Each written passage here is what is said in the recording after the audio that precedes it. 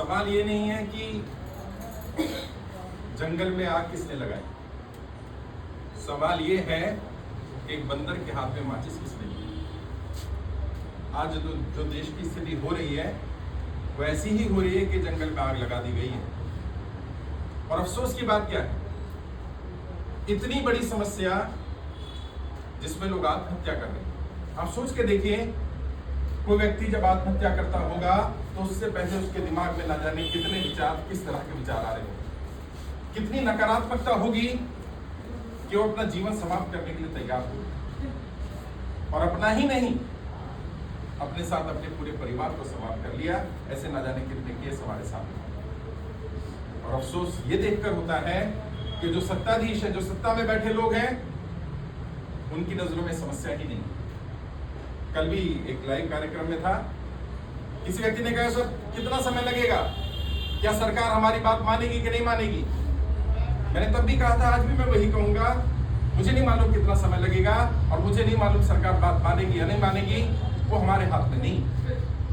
हमारे हाथ में जो है हम वो कर सकते हैं। और जब रोहतास जी ने कहा कि मैं लड़ाई लड़ने के लिए तैयार हूं, तो मैंने उन्हें आगाह किया कि आप ये जो काम करने जा रहे हैं ये आसान काम नहीं है। मैंने एक किताब लिखी है राजनीति पर, इसका शीर्षक है राजनेता बनना बच्चों का खेल नहीं। जैसा अभी बताया मेरे इंट्रोडक्शन के बारे में, 2006 से मैं पॉलिटिशियंस को ट्रेनिंग दे रहा हूँ, MP MLA के लिए काम कर रहा हूँ, रणनीति बनाने का काम कर रहा हूँ। और देश में कोई एक आधी ऐसा सांसद विधायक होगा जो मुझे ना जानता हूँ। और हमने सभी सांसदों से, सभी विधायकों से भी अपील की कि हम ये सब नहीं करना चाहते। मैं अपना काम करना चाहता हूँ। रोहतास जी अपना काम सरकारी नौकरी कर ही रहे थे, रिटायरमेंट हो गया था, फिर उसके बाद भी इन्हें कोई ना कोई जिम्मेदारी मिल रही थी। हम सब अपने कोई ना कोई काम करते हैं। विनोद गुप्ता जी उनका अपना व्यापार है, राहुल जी उनका अपना बिजनेस है, सुरभि जी CA हैं। हमें ये सब नहीं करना। हमें ये सब क्यों करना पड़ा कि जब समस्या को सरकार समस्या मानने के लिए तैयार नहीं है, तो ऐसे समय में एक जिम्मेदार नागरिक की क्या जिम्मेदारी बनती है, क्या दायित्व होता है। जो मैं बार बार बोलता हूं कि अगर हम बोलेंगे तो कीमत चुकानी पड़ेगी, चुप रहेंगे तो भी कीमत चुकानी पड़ेगी। तो कई लोग कहते हैं सब जब कीमत ही चुकानी है तो चुप रहते नहीं। अंतर है, अगर हम बोलेंगे तो हमारी बोलने की कीमत केवल हमें चुकानी पड़ेगी, लेकिन यदि हम चुप रहते हैं तो ना केवल हमें कीमत चुकानी पड़ेगी, हमारी आने वाली पीढ़ियों को भी कीमत चुकानी पड़ेगी। तो ये लड़ाई केवल आपकी लड़ाई नहीं है, ये लड़ाई केवल हमारे जीवन की लड़ाई नहीं है, ये लड़ाई अगली पीढ़ी को गुलाम बनाने से बचाने की लड़ाई है। और जो सिस्टम चल रहा है बैंकिंग का, इतना फ्रॉड सिस्टम है, इतना फ्रॉड सिस्टम है। मैं आपको जो बात कहने वाला हूं वो काम करना मत। पहले बता रहा हूं, रिकॉर्डिंग और सरकार पकड़ ले आके क्या करवा दिया साथ में। वैसे तो मैं कुख्यात भी इसी काम के लिए कि मैं लोगों को जागरूक करता हूं। और जब कहते हैं कि सरकार अंधी बहरी हो, तो सबसे बड़े दुश्मन उनके वही होते हैं जो जागरूक करने का काम करते हैं, जो लोगों की आंखों के से पर्दा हटाने का काम करते हैं। लेकिन मेरा फर्ज बनता है मैं सच्चाई बताऊं। आप सबका बैंक में अकाउंट होगा, 1 में 2 में 4 में। अगर एक दिन के लिए, सिर्फ एक दिन के लिए, देश के सभी नागरिक जिनका अपने बैंक में अकाउंट है अपने ही पैसे निकालने चले जाए, बैंक के पास आपका पैसा नहीं बचा है, बैंक आपको आपका पैसा दे नहीं पाएगा। चाहे आपका 1 लाख है, चाहे 5 लाख है, चाहे 50,000 है, चाहे 10,000 है, बैंक के पास आपका पैसा नहीं है, बैंक को पैसा बांट चुका है। और अभी तो कई जगह हो जाता है, त्योहारों में, फेस्टिवल में आप जाते हैं बैंक में, बैंक कहता है, आप कहते हैं 3 लाख रुपए निकालो, कहते हैं भाई आपके अकाउंट में तो है, बैंक में नहीं है, कहाँ गया आपका पैसा। और जब आप ट्रांजेक्शन कर रहे हो, ऑनलाइन ट्रांजेक्शन, मैंने आपको 10,000 रुपए भेजा, आपके फोन में एक मैसेज आ गया 10,000 रुपए, मेरे फोन में आ गया 10,000 कटा, आपके में ऐड हुआ, नंबर ही ट्रांसफर हो रहा है, पैसा ट्रांसफर नहीं हो रहा, सिर्फ नंबर घुमाए जा रहे हैं। इसलिए मैं फिर कह रहा हूं, करना मत। लेकिन अगर देश के नागरिक केवल एक दिन ये तय कर ले कि मैं अपना ही पैसा बैंक से निकालने जा रहा हूं, बैंक दिवालिया हो जाएंगे, क्योंकि बैंकों के पास आपका पैसा नहीं बचा। अब सवाल उठता है वो पैसा गया कहां? वो अमीरों को दे दिया गया, कई जगह लोन के रूप में दे दिया गया, कई जगह राइट ऑफ करके माफ कर दिया गया, कई जगह हेयर कट कर दिया गया। ये नई टर्म सुनिए, हेयर कट। हेयर कट क्या होता है? हमने तो सुना था नाई के यहाँ जाते हैं, बाल कटवा के आते हैं, हेयर कट होता है। लेकिन जिस लोन को बैंक माफ कर देता है उसे माफी नहीं कहता, उसे हेयर कट कहता है। एक बड़े बिजनेसमैन है सुभाष चंद्र जी, जी न्यूज के मालिक हैं, बहुत बड़ा आदमी है, कहीं के भी क्या फर्क पड़ता है, हम सब भारतीय हैं भाई, हमें इससे फर्क नहीं पड़ता। और ये बात छोड़िए आप, मैं आपके मुंह पर कह रहा हूँ और सबके सामने कह रहा हूँ, ये छोड़ना पड़ेगा हम सबको। क्षेत्रवाद छोड़ना पड़ेगा, जातिवाद छोड़ना पड़ेगा, धर्म छोड़ना पड़ेगा, क्योंकि ये गुलामी की ही तरफ लेके जाने वाली चीजें हैं। हमारा एक ही धर्म है, हम कौन है, हम कर्जे वाले हैं भाई, हमारा एक ही जाति है, कर्जे वाले हैं बस। और इंसानियत सबसे बड़ा धर्म है। सच्चाई क्या है, सुभाष चंद्र जी का लोन था कितना, 48,000 करोड़ रुपया। यहाँ है कोई जिसका 48,000 करोड़ है? कभी लोन लिया हो तो देगा भी नहीं बैंक, तो इतना 10, 20, 50 करोड़ भी नहीं देगा, वो मांगेगा प्रॉपर्टी। 10 करोड़ लोन देता है बैंक तो 20 करोड़ की प्रॉपर्टी मांगेगा। उसके साथ क्या करा, 48,000 करोड़ रुपए का लोन दिया। उसने कहा मैं लोन नहीं चुका सकता, तो उसको क्या किया, हेयर कट कर दिया। कितना, 37,000 करोड़ रुपए माफ कर दिया। बस 11,000 करोड़ दो, आपके सारे पाप धुल जाएंगे। अब आपको क्या लगता है, बैंक ने अपनी जेब से दिया होगा 37,000 करोड़? ये वो जो आपका और हमारा पैसा बैंकों में लगा हुआ है, जो लोन के रूप में दिया जाता है, वही है। समस्या क्या है, अमीरों को राहत दी जा रही है हेयर कट के नाम पर, और आम आदमी का गला काटा जा रहा है, जेब काटी जा रही है, और ये कानून बना के सिस्टमेटिक किया जा रहा है। मैं आपको एक इतिहास की बात बताना चाहता हूं। जब अंग्रेज भारत को लूटने आए, गुलाम बनाने आए, तो अंग्रेजों ने कोई भी काम इलीगल नहीं किया साहब। और जब मैं बोलता हूं तो लोग हैरान होते हैं, अच्छा इलीगल नहीं किया, इतनी तो अत्याचार किया सब ना, इलीगल कुछ नहीं किया। अंग्रेजों ने जो भी किया कानून बनाकर किया। जैसे अगर मान लीजिए अंग्रेज अधिकारी को आपकी जेब काटनी है, तो सीधा जेब नहीं काटेंगे, पहले संसद में कानून बनाएंगे। क्या, अंग्रेज अधिकारी के द्वारा इंडियन की जेब काटा जाना संवैधानिक होगा। अभी कानून पास कर दिया सदन में, अंग्रेज में, ब्रिटिश पार्लियामेंट में पास कर दिया, इंडिया में लागू कर दिया। अब आया अंग्रेज आपकी जेब काट रहा है, भाई जेब क्यों काट रहे हैं? नहीं, हम जेब का काट रहे हैं, हम तो कानून का पालन कर रहे हैं। यही तो कहा जा रहा है। हम आपकी गाड़ी उठा रहे हैं, गाड़ी थोड़ी उठा रहे हैं, हम तो कानून का पालन कर रहे हैं। हम आपके घर पर ताला लगा रहे हैं, कब्जा कर रहे हैं, कब्जा कहां कर रहे हैं, हम तो कानून का पालन कर रहे हैं। अगर कानून ही गलत बना दिया गया हो तो उस पर विचार करना पड़ेगा। अमीरों के लिए अलग कानून, गरीबों के लिए अलग कानून नहीं चलेगा साहब। एक देश में दो विधान, दो संविधान नहीं चलेंगे। लोग तो बोलते थे सत्ता में बैठे लोग हैं, श्यामा प्रसाद मुखर्जी का नारा था ये। अब क्या हो गया, अमीरों के लिए अलग कानून। एक नोटिस निकलता है, बैंक का डिफॉल्टर है वो व्यक्ति, बैंक का नोटिस आएगा, डिफॉल्टर है, 49 करोड़ रुपए का उसका लोन चल रहा था, नोटिस निकाल दिया गया। और सुनिए कितना ऐतिहासिक काम भारत में हो रहा है जो जनता से छुपाया जा रहा है। नोटिस निकाल दिया गया, भी आप सारा पैसा वापस करिए, नहीं तो आपका बैंक नीलामी कर देंगे। नीलामी का नोटिस आ गया, डिफॉल्ट हो चुका है पहले ही। जैसे नोटिस आया, अखबारों में छप गया, वो नोटिस था सनी देओल। गलती से सनी देओल बीजेपी के सांसद भी हैं। वो तेरी, ये क्या हो गया? आनंद फानंद में बैंक ऑफ बड़ौदा बड़ा सरकारी बैंक है, उसके बड़े ऑफिसर्स को कहना पड़ा ये मिस्टेक हो गई, गलती से नोटिस निकल गया और हम ये नोटिस वापस ले रहे, तुरंत वापस ले रहे। अच्छा, ऐसा नोटिस किसी गरीब का क्यों नहीं गलती से वापस हो जाता है यार? समस्या क्या, आप सत्ता में बैठे तो कुछ भी करेंगे, ऐसा नहीं चलता। और हमारी मांग क्या, हम क्या कह रहे हैं? हम ये कह रहे हैं कि सबका कर्जा माफ नहीं, हम ये नहीं कह रहे।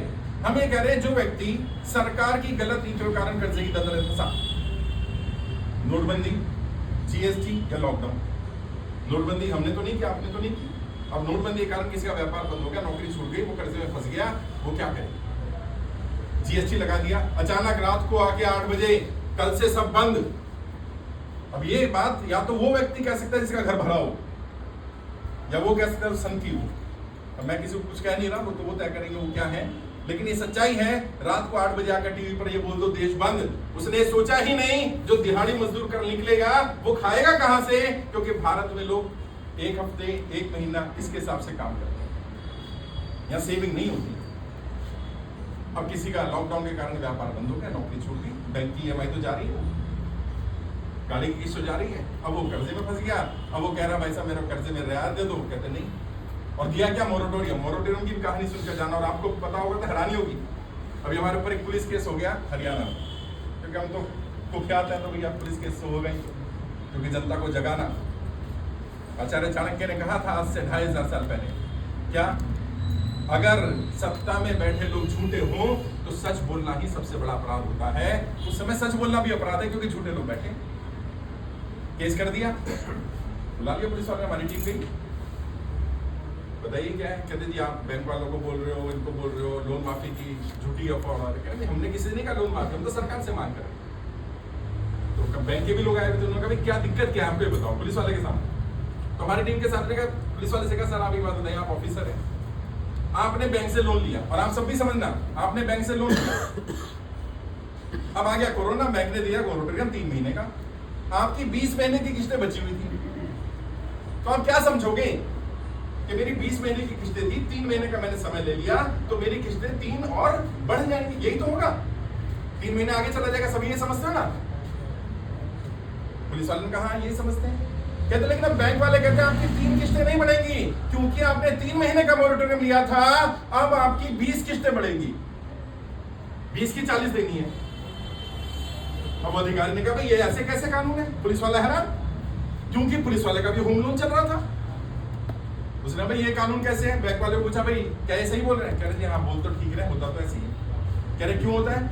कह रहे वो बैंक 3 किस्तें उठा के सबसे एंड में लगा देता है 20 के बाद। तो क्या होता है वो 20 महीने का ब्याज ऐड होता है उन 3 किस्तों पर। 20 महीने बाद भरेगा ना वो 3 तो 20 महीने तक वो चक्रवृद्धि ब्याज होते होते होते होते वो इतना हो जाता है 3 किस्तों का कि वो 20 किस्तें एक्स्ट्रा दे देगा। तो तुमने मोरेटोरियम के नाम पे राहत दी, क्या आफत दी है लोगों को यार। मुझे कोई बताता कि मेरी 10 किस्तें बची हैं, मैं 3 महीने का मोरेटोरियम लूंगा और मुझे 15 देने होंगे, मैं कहता नहीं भाई मुझे नहीं चाहिए ऐसा कि 3 की 5 देनी पड़ेगी। आधी बात बताएंगे, आधी नहीं बताएंगे। जैसा अभी गुप्ता जी ने कहा, बड़ी बढ़िया बात बोली। बैंक आपको कहता है गाड़ी आपकी अपनी होनी चाहिए, बैंक आपको कहता है घर आपका अपना होना चाहिए, जितना रेंट दोगे उतने में तो आपको घर की किस्त दे करके घर मिल जाएगा। तो वो बैंक अपनी ब्रांच सारी किराए पर क्यों रखता है। अगर घर खरीदना इतना ही बढ़िया चीज है तो बैंक क्यों नहीं कर लेता यही वाला फॉर्मूला। क्योंकि बैंक को मालूम है कि घर खरीदना आफत है अगर लोन पर लिया गया है। बैंक के बाद जानता है। और जो लोग लोन अगेंस्ट प्रॉपर्टी लैब लेते हैं या होम लोन लेते हैं, हाउसिंग लोन लेते हैं, उसमें हिंदी में पढ़ा करो डॉक्यूमेंट हिंदी में, क्योंकि हम लोग ना तो अंग्रेजी ने बन पाए ना हमें हिंदी सीख पाए। हाँ लिखते भी छोटे, लेकिन हिंदी में पढ़ो। आजकल तो मोबाइल फोन है, फोटो खींचो, फोटो खींच के जूम कर लो, जितना मर्जी बड़ा हो जाएगा। हिंदी में पढ़ो। हिंदी में पढ़ोगे तो क्या लिखा पता है, मैं अपनी प्रॉपर्टी बैंक को जब्ती करवा रहा हूं। जब ये जब्ती टर्म सुनोगे तो तुम्हें समझ में आ जाएगा कि आज से मैं मालिक नहीं रहा।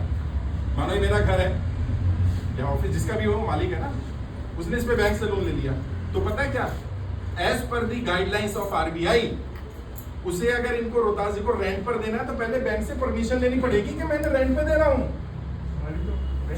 उसे अगर ये टायर्स टूट गई और चेंज करनी है तो ये रिटर्न में देना पड़ेगा कि भैया मैं अपने घर में, क्योंकि अपना नहीं है आपका।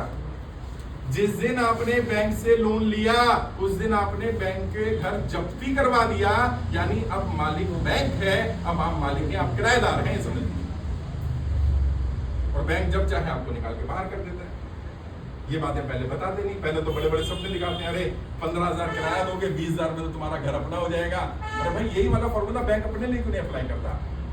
बैंक के सारे एम्प्लॉय, जितने भी एम्प्लॉय देखेंगे, वो कभी गाड़ी लोन पर नहीं लेते, वो गाड़ी कैश निकालेंगे, वो घर लोन पर नहीं लेंगे, वो किराए पर रहते रहेंगे।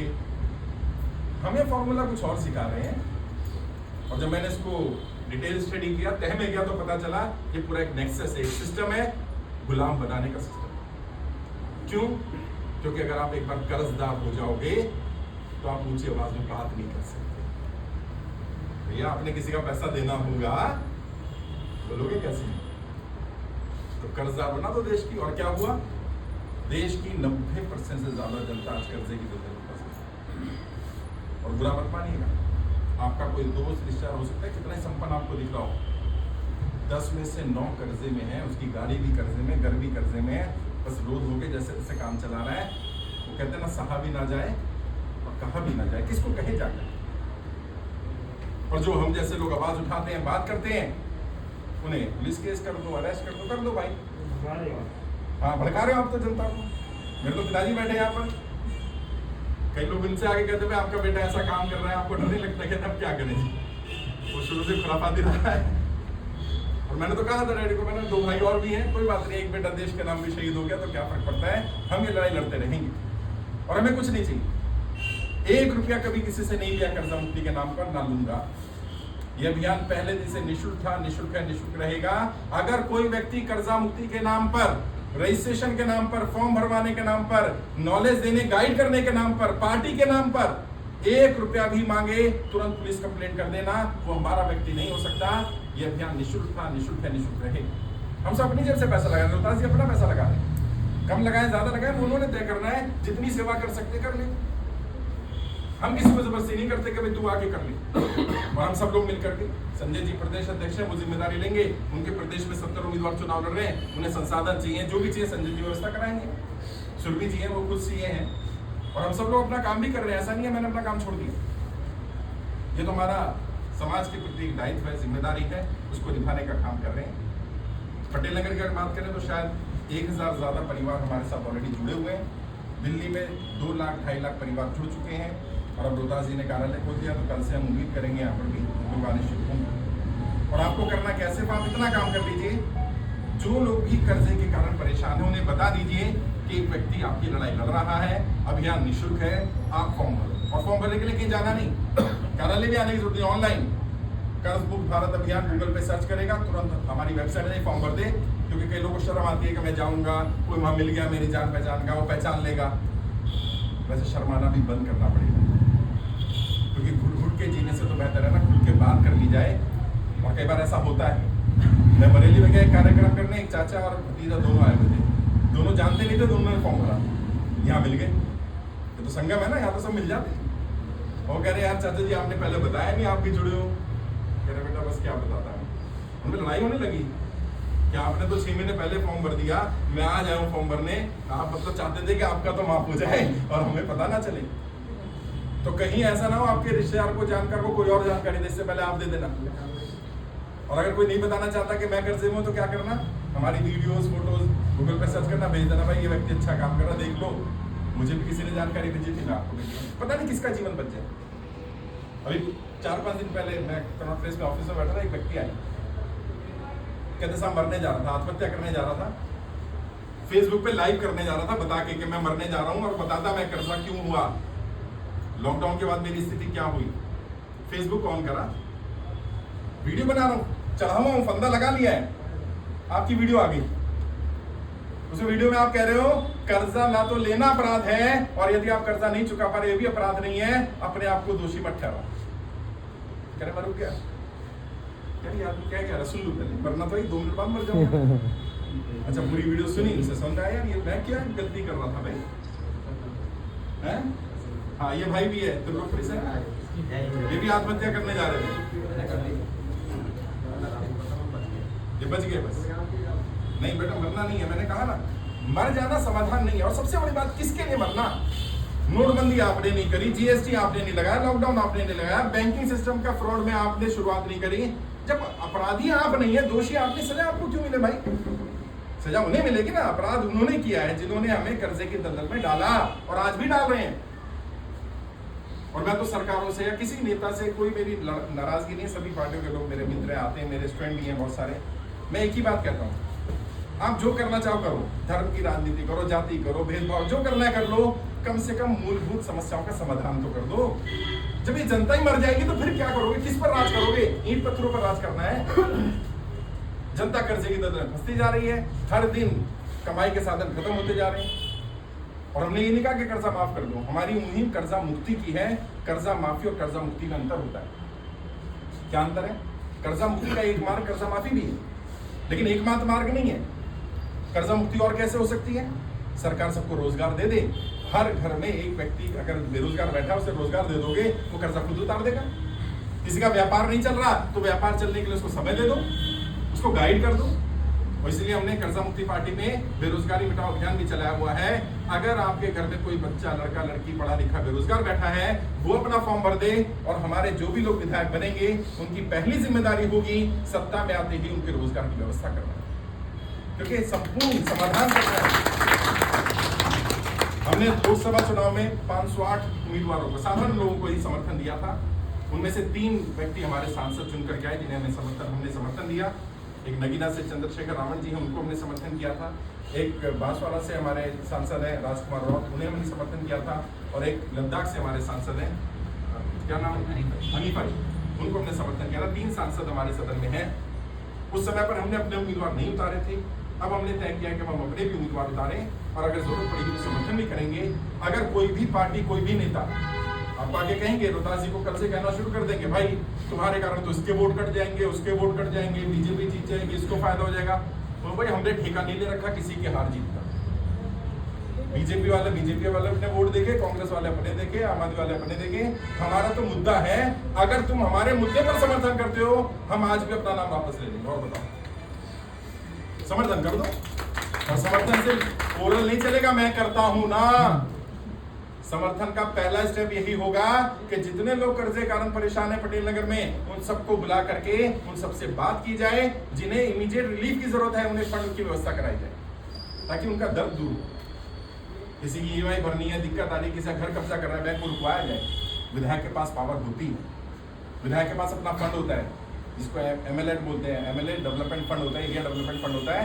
उस फंड से भी इस्तेमाल किया जा सकता है। लोग अगर मर रहे हो तो सरकार कहती है वो फंड इस्तेमाल किया जा सकता है। लोग मुझे कहते हैं कि साहब कर्जा माफ होगा तो देश डूब जाएगा, देश पर बर्डन पड़ेगा। मैंने ऐसा फॉर्मूला दिया जिससे 1 रुपए का भी बर्डन नहीं पड़ेगा। और बताओ, क्योंकि मैं सिर्फ समस्याओं पर बात नहीं करता, मैं समाधान पर भी बात करता हूं। और लेकर जाना, कोई आज के बाद बोले कि कर्जा मुक्ति से देश पर बर्डन पड़ेगा, राज्य पर बर्डन पड़ेगा, उन्हें बताना नहीं भाई, फॉर्मूला देके गया बंदा। क्या फॉर्मूला? जैसे कोरोना के समय में प्रधानमंत्री जी ने पीएम केयर फंड बनाया था और जनता से सबसे पैसे डलवाए थे, मैंने भी डाले थे, आपने भी डाले होंगे। ऐसे एक फंड बना दो, कर्जा मुक्ति कोष, डेब्ट रिलीफ फंड। और जो कर्जे में फंसे उन्हीं को बोल दो भैया इसमें 100, 200, 500, 1000 रुपए जो डालना डाल दे। हर महीने जितना पैसा आएगा वो जनता की कर्जा मुक्ति में इस्तेमाल होगा, सरकार से 1 रुपए भी नहीं लगेगा। ऐसे ही सभी मुख्यमंत्रियों से मैं अपील कर रहा हूं, आज आपके माध्यम से भी कर रहा हूं, मैंने वीडियो के माध्यम से भी किया और अभी पत्र भी भेजना सभी मुख्यमंत्रियों को कि मुख्यमंत्री अपने यहाँ पर कर्जा मुक्ति कोष बनाए। मुख्यमंत्री के पास भी अधिकार है, कर सकता है। और मुख्यमंत्री कहे मेरे राज्य में कोई कर्जे कारण आत्महत्या ना करे। हम आतिशी जी से भी मिलेंगे, हमारी टीम सुरभि जी के नेतृत्व में जाएंगी, अरविंद जी से भी मिलेंगे, बीजेपी के प्रदेश अध्यक्ष से मिलेंगे, कांग्रेस से भी मिलेंगे। हमारी किसी से लड़ाई नहीं। अगर आपको लग रहा है हमारा मुद्दा सही है तो आप इसका समर्थन करिए। आप आज ही बोल सकती है, आतिशी बोल सकते हैं कि मैं एक मुख्यमंत्री कर्जा मुक्ति कोष बना रही हूँ और दिल्ली में जितने भी लोग कर्जे में फंसे हैं वो उसमें 100, 200, 500, 1000 रुपए रोज डालें और जितना पैसा हर महीने आएगा वो जनता के लिए इस्तेमाल हो जाएगा।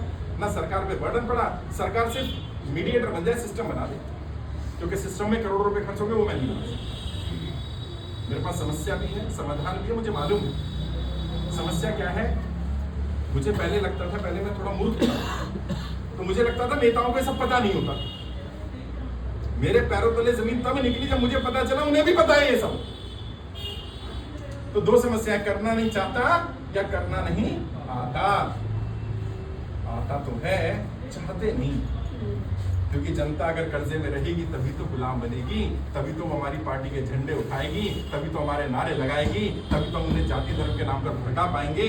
ये प्लानिंग, और एक आदमी उनकी प्लानिंग को डिस्टर्ब कर रहा है, बस ये समस्या। तो मेरी कोशिश थी, उसके लिए हम लोग प्रयास कर रहे हैं। आज 2-3 कार्यक्रम और हैं, कई जगह पर बड़ी गैदरिंग भी है, हजार लोग आ रहे हैं। आज यहाँ की ओपनिंग अभी हुई है, तो कोशिश करेंगे यहाँ भी पटेल नगर के हर घर तक जाएं।